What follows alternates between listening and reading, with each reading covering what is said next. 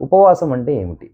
మొదటిగా ప్రధానంగా ఉపవాసం దేవునికి దగ్గరగా, ఇది ఉపవాసం అంటే అర్థం. ఈ ఉపవాసం ఎలా చేయాలి?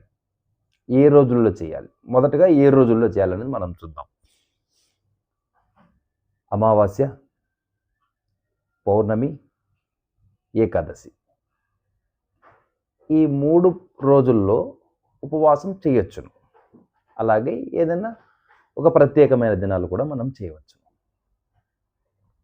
మనం చూసినట్లయితే ఇంకొక పాయింట్, ఈ రోజుల్లోనే మనం ఎందుకు ఉపవాసం చేయాలి? ఈ పౌర్ణమి, అమావాస్య, ఏకాదశి రోజుల్లో ప్రధానంగా వాతావరణంలో మార్పులు ఎక్కువగా ఉంటాయి. ప్రెజర్ అనేది ఉపరితల ఆవర్తనం కూడా కావచ్చు, ఎక్కువగా ఉంటుంది. సముద్రంలో ఎక్కువ ప్రెజర్ ఉంటుంది. మన శరీరంలో కూడా అనేకమైనటువంటి ఈ యొక్క ప్రెజర్ అనేది కలుగుతూ ఉంటుంది.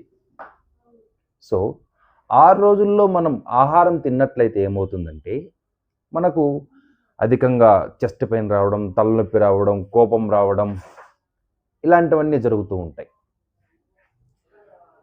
కాబట్టి ఆ రోజుల్లో మనం అన్నం తినకపోవడం అంటే భోజనం చేయకపోవడం, నీరు తాగకపోవడం వలన మన శరీరం అనేది బ్యాలెన్స్గా ఉంటుంది. బ్యాలెన్స్